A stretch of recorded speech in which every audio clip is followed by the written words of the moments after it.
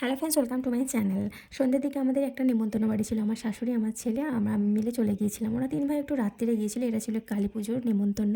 তো এটা আমার পিসি শাশুড়ি মার বাড়ি। উনি মারা গেছেন, উনি এখন বেঁচে নেন, কিন্তু ওনার একটা মানসিক ছিল নাতনির শরীর খারাপ হওয়ার সময়। তো সেই মানসিক পুজোই আজকে ছিল। সারা রাত ধরে মা কালীর পূজা হবে। তো ওদের পুজোর আয়োজন চলছিল। নিচে অনেকখানটাই ছিলাম, প্রায় ১-১.৫ ঘন্টার মতো ছিলাম। তারপরে আমার যা বললো, মানে যার ছেলের পুজো, উনি বললেন চলো উপরে চলো। বলে আমরা উপরে চলে গিয়েছিলাম। নিচে অনেক আমন্ত্রিত ছিল, তাদের ভিড় হয়ে যাচ্ছিলো। তারপর যেতে যেতে গরম গরম চা দিল। তার আধ ঘন্টা কি ১ ঘন্টা পরে আমার হাসবেন্ড, আমার দেওররা এলো। তারপর আমরা খেতে বসে গিয়েছিলাম। বাবুকে আগে থেকেই খাওয়াচ্ছিলাম, যেহেতু অনেকটা রাত হয়ে গেছিলো, প্রায় ১১টার সময় আমরা খেতে বসেছিলাম। তো প্রথমেই ছিল বেগুনি, বাটোরা, ছোলার ডাল আর ফুলকপি তরকারিটা ছিল, আমি তুলতে ভুলে গেছি। তারপরে ছিল চাটনি, পাঁপড় আর মিষ্টি। তারপর সকাল পুজো হতে হতে প্রায় সকাল হয়ে যেত, সারা রাত থাকা তো আর সম্ভব নয়। তারপর আমরা ওদেরকে বললাম যে আমরা আসছি, মাকে দর্শন করে আবার বাড়ি ফিরে এলাম। এরকম মিনি ব্লগ ভালো লাগলে প্লিজ সাবস্ক্রাইব মাই চ্যানেল। দেখা হচ্ছে পরের ভিডিও। টাটা।